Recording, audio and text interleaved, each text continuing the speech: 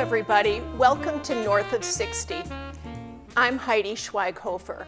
Today we're going to talk about skin cancer, the types of skin cancers, and most importantly, the treatment for those skin cancers.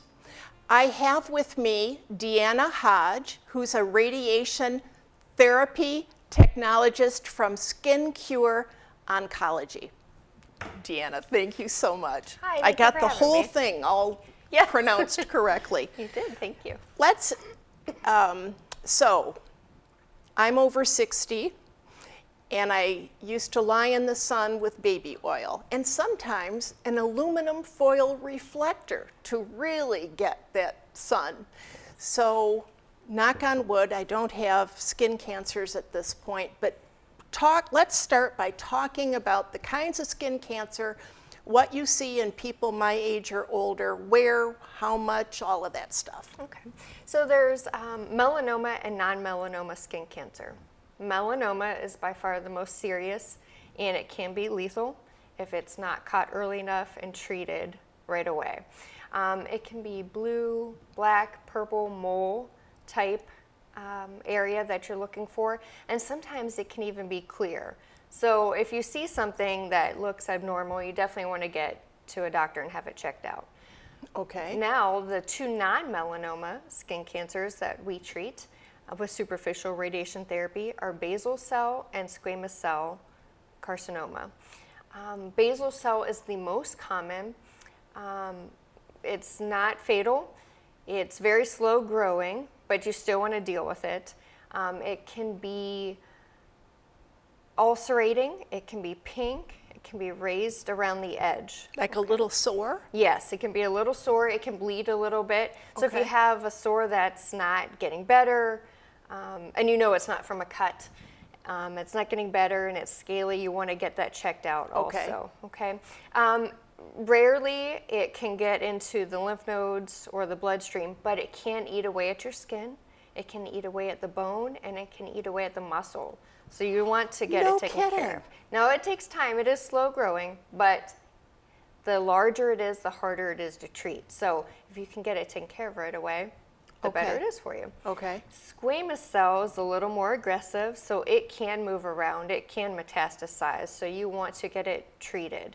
If left untreated, it can get larger, can become riskier, and it can, over time, again, slow growing, but over time, it can become fatal, though, over time. So you want to get it taken care of also. I had no idea. Yeah. Does it look different than basal Yeah. cell? So it's scaly. It can be a pink, tender nodule or a patch that's not going away also. It's a dry patch, and you can put lotion on it again and again, and it's just not going away. Or it could go away for a little bit and then just come back.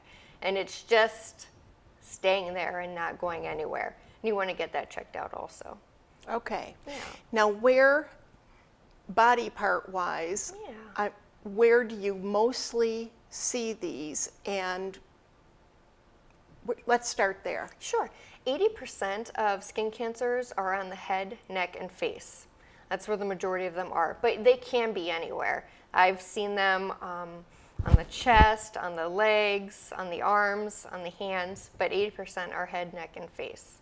Are they directly based on the parts that we've exposed to the sun? So would you see it in a man differently than you might in a woman who's worn a bathing suit or a whatever? I don't know. Well, it is based on sun exposure and genetics. So it can be from people that it's typically in people that are 60 and over, or where you're really going to see it. Sure. So people that are 60 and over that had cars back then that didn't have a lot of air conditioning, the windows are down, your sun is coming in, and then you're going to get a lot of sun exposure coming in on your left side. So a lot of sun exposure happens on the left side. Sure. Of your body, you're going to see a lot of skin cancer on that side. A lot of men that didn't wear hats, mowing, farm work, outside, a lot of outside workers that don't have proper hats or sun care products. A lot of my patients tell me that they didn't even know about sunscreen back then.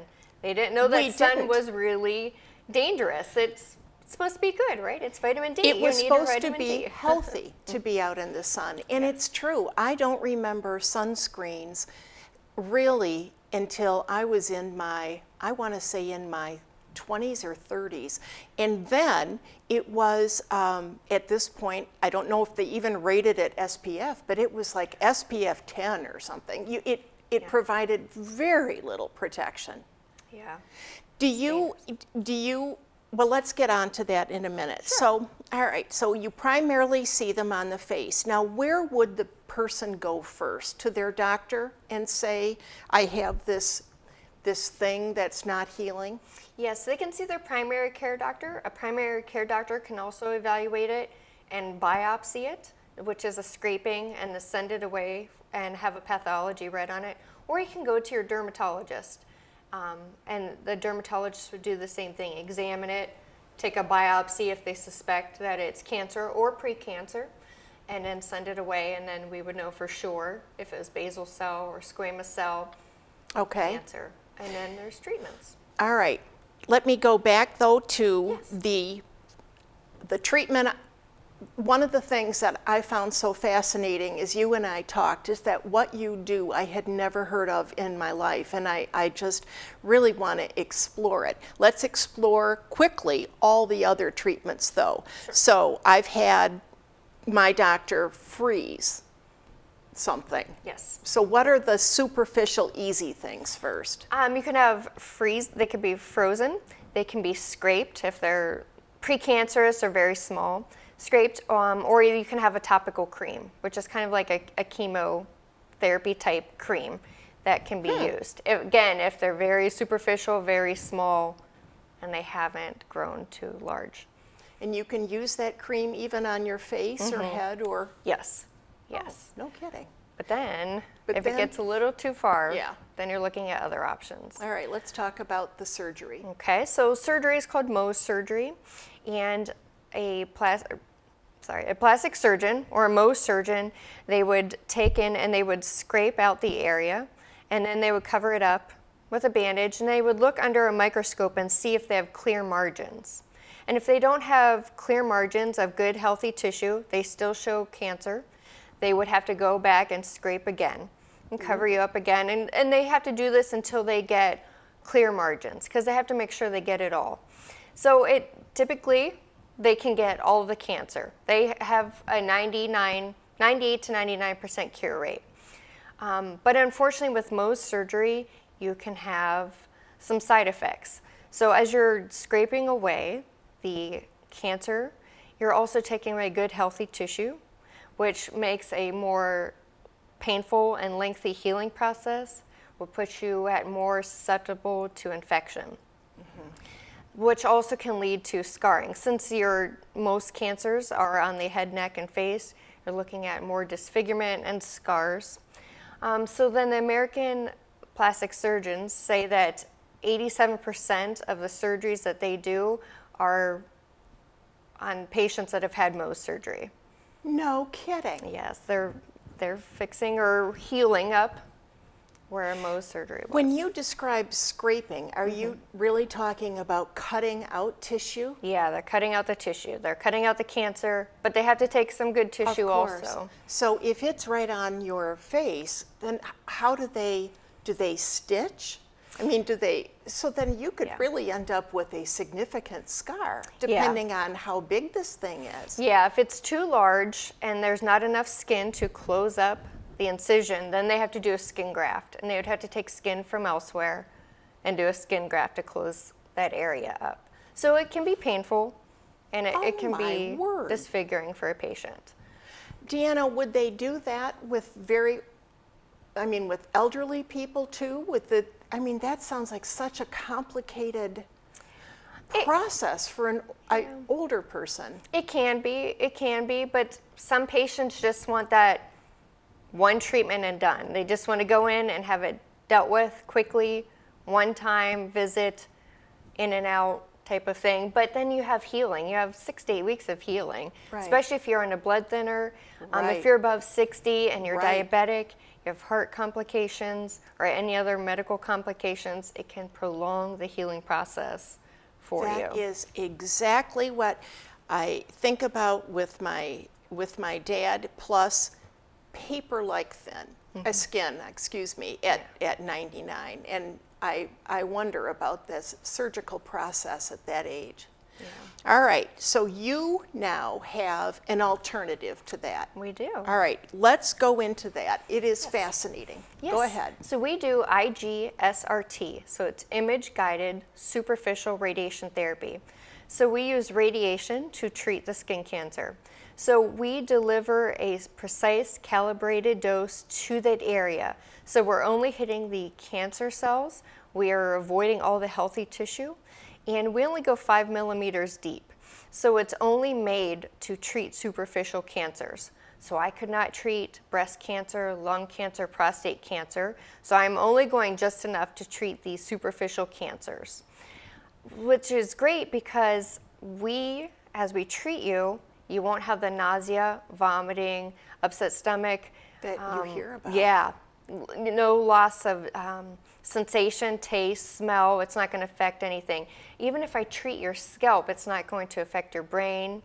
It won't affect you cognitively at all because I'm not going deep enough to penetrate your bone. Even if you do right here on the face, Yeah. you're not. Oh, Correct. That's interesting. Correct. So it's great because it's not going to give those side effects. So there's no cutting, no stitching, no anesthesia. And we also use the ultrasound, so it tells us how deep your lesion is. So then we know the daily dose and the energy to use to treat your lesion. And then throughout the whole treatment, we ultrasound you before every treatment because we want to see that the lesion is getting smaller. We are actually watching the radiation do its job, and we document it every time, and we watch and we show the patients get smaller, and so their lesion gets smaller and smaller until the very end, and we show them how their whole lesion went away. Does it get smaller from the inside out? Or Yes. Oh, Yep, no so kidding. we watch the cells on the ultrasound filling in. So on the ultrasound, the cancer is black, and so then we watch all the good cells, which are the green, reds, and yellows, and white cells fill in that area, and it comes up to the surface and fills in that area. So it's amazing because you get to see what is happening during your treatment. Now, so let's say I begin this treatment. Now, first, does my dermatologist recommend it, or do I say to my dermatologist, this is what I want to do? Well, depending on the type of cancer you have and the location and your age, he will decide what your options are. So if it's small enough that we can do topical treatments, he's going to offer those. Right.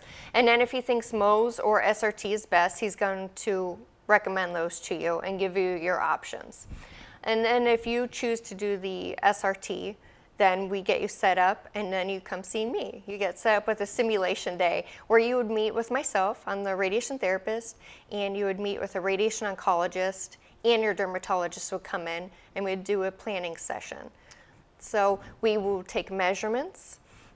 We do the ultrasound. We actually measure with a ruler all the dimensions because each cancer planning treatment is not the same for everybody. Yeah, I would imagine not. No, so it's different based on the type of cancer you have and the size and the location. That all goes into play, and all three of us work together with you as a patient, and you're in the whole process, so you're aware the whole time of what is happening, what we're doing, and answering all your questions. So when you actually come the next day for your first treatment, all your questions are answered. You're not nervous, you're not scared, and everything's good to go. Started. Yeah. Do dermatologists know about this? Some do. So they used to use brachytherapy or orthovoltage, and it's kind of gone by the wayside. Mohs has become the standard care. Yes. But technology has changed over time. So now we have the great technology of having the image-guided radiation therapy in our office. And actually, we're the only one in Ohio. We're the only one in Stowe, Ohio, here at Summit Dermatology that has this. Yeah, so we have come a long way, so it doesn't have those side effects that you hear about that most people are scared about when you hear radiation. Right. Yes, that's a big scary word for a lot of people. It is. Cancer is a big scary word for a lot of people. You got it. But we make it so you're not so nervous. We answer all your questions and we help you through the whole process.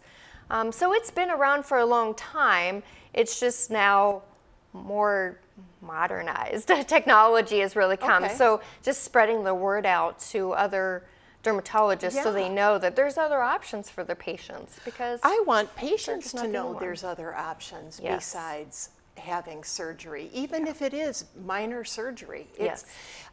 Once a patient then signs on board, you've had your treatment meeting, what does the treatment look like? How long does it last? How long are the sessions? Yeah. That kind So of thing. there's 20 treatments. If anywhere in the body, it's about 20 treatments. And if it's the legs, it's 25 treatments, because they're a little more sensitive. You're walking, you're standing, the blood flow is changing through your legs. Oh. So it's 20 to 25 treatments, and you come 3 to 4 times a week, which might seem a lot, but each treatment is only 20 to 30 seconds long. That's how fast each treatment is. For heaven's sakes. That's how fast it is. Take off your coat, have the treatment, put your coat back on. Yes. Oh yes. my gosh. So you come into the room, I ultrasound you, and I set up the machine to you. And I call it my salon chair. It looks like a salon chair. It kind of reclines. You rest a little bit. Like I said, I do the ultrasound. I take the measurements. I put the machine on.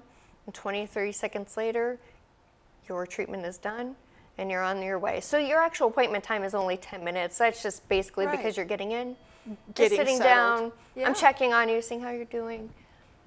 Deanna, are there side effects from this? I know not the nausea and all of the things that come with radiation therapy for breast cancer, for example, but are there side effects to the area or any general side effects? Yes, actually you will get some redness and irritation that can happen to the skin. It's kind of like giving you a sunburn, and that's what it would Okay. feel like. All right. If you really didn't like the sunburn feeling, if it bothered you enough, we would give you a lidocaine gel, but most patients don't need a lidocaine gel to take away that a little bit of a sunburn feeling. You run a risk of getting an infection if you don't clean the area. So as long as you bathe normally, daily, or wash the area daily, then you don't have any infection. And you can wash it just like just with like soap normal. and water? Yep, we Okay. recommend 2 different types of specific soaps. They're Okay. very mild, very gentle, and easy on the skin. To help with the dryness and redness that can happen, we recommend certain creams that we give you. Okay. And that just helps take away the dryness, helps with the good cells that are all around there as we're taking care of the cancer. And then 30 to 40 years down the road, you could experience some rare, and it's very rare, mild side effects that can happen. So you can have some pigment changes, you can have a little bit of lightness or a little bit of darkness to the area. You have a 1% chance that you could develop a secondary cancer in that area. So 1% chance 30 to 40 years down the road that could happen. It's very small. It's very small. But you can experience in that, cancer. another basal cell in that area. In that area. Oh, That could happen. okay. But well, you're exposed to radiation from the ground, from the sun. right, They're all around, Right. unfortunately. So you have to look at the pros and the cons. I mean, if we want to get rid of the stuff that's eating Right. away at your skin right now. Well, 1% in 40 years does not scare me. Yeah. Deanna, if you had 10 60-plus-year-old people here, what is our lifetime risk in terms of getting skin cancers? Well, it just depends on how much sun damage that you had Yeah. in the past. So it's I not guess that's necessarily hard the to say. damage that you're having now. It's the damage that you had when you were younger that's just getting to you now. So it's genetics and all the sun damage that you had. And it is Previously. genetic too. Yeah, there's some genetics. I never knew Yeah. that. Can you treat do you see people who come in with 2 different ones at the same time? Yes. Does that make sense? Yes. So maybe one on their neck and one on their face? Absolutely. We treat more than one lesion at a time. And do they generally kind of come up at the same time? Sometimes. I want people to be really aware of when they should call a doctor, and just anything that's not healing, Yes. basically. It's not healing. It's just bleeding constantly. I have patients that just thought they had an ingrown hair. They thought they had an ingrown hair that wasn't going away, and it was just getting irritated, and it just wouldn't go away. And they finally came in, and it was cancer. They really just thought it was an ingrown hair. I saw a picture that you sent me of a woman who had it on her lip. I never saw that in my life before. Yeah, it's right there. It's just, again, something that's not healing. I've had patients that had it in their ear, and they thought it was just a scab. And a scab that just kept coming and coming and wouldn't go away. And they finally came in and said, hey, I have this scab that just keeps coming, and it's just not going away. And sure enough, it was basal cell. It was. Yeah. So your takeaway, all right, so the first one is wear sunscreen now and forever. Yes. Men, women, no matter whether you're out mowing the lawn or whatever, wear sunscreen. Boy, that's a hard one to get husbands to do, and I'm going to tell you that. That is really, Yes. I didn't need it when I was growing up. Well, Yes. yeah. And then get treated, get seen early. Yes. Yes. If you can get seen early enough, it's so easy to just get it frozen or just the cream. It's easy. It's very easy that you can get the pre-cancer taken away very fast. But if not, we're here to help you. Yeah. You know, SRT is great. It will definitely help you. Again, I get to see you. We become very good friends. I bet. After 20 treatments. 20 visits. I know. But you know, every patient, they say, oh my gosh, 20 treatments. But by the end, they all say, wow, that was really fast. Every one of them says it was really fast. I'm sure. And then we're sad because then we hug each other and say, well, it was so nice. See you the I'm next going to miss cancer. you. This is bittersweet. I'm so sorry. You know, I'm glad I helped you, but. How did you get into this?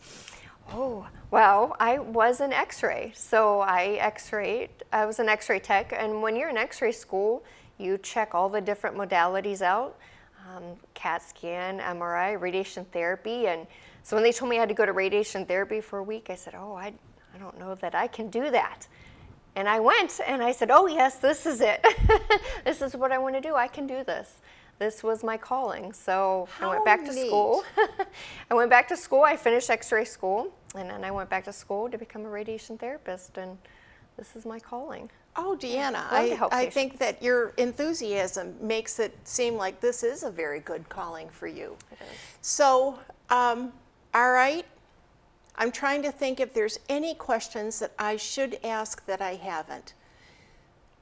I feel like my takeaway is that if this does happen to me, if I find that there's something that I'm not treating or I don't recognize, so it's getting bigger and you know it's a while before I get to the doctor, I think that my takeaway is learning to say, I want this as an alternative. Because I really do think that while some of the surgeries are minor, and I understand all of that, I've also seen in some older people some really disfiguring facial scars from Mohs surgery, particularly if it's right in the very front of their face. And this offers an alternative to that. So you can, it goes away in 25 sessions and you are back to yourself. Yeah, it doesn't affect lifestyle changes. I have patients that come on their lunch break, right before work, after work. You can still shower, go about your daily activities. It does not affect anything. You don't have to worry about bandages. You don't have to worry about cleaning. I mean, you have to clean your area, I mean, just like you normally do, showering, but you don't have to worry about infection. Infection is a really big deal to me in terms of the surgeries, anytime you're invasive. Well, thank you. I am just tickled to know this. If you would like more information about Care Oncology, the only Ohio office, as you heard, is in Stowe. You know that you can send me an email at north of 60 hctv@gmail.com. I have SRT on my brain, so please feel free to reach out, or here at the office we'll know as well. Thank you so much. Bye-bye.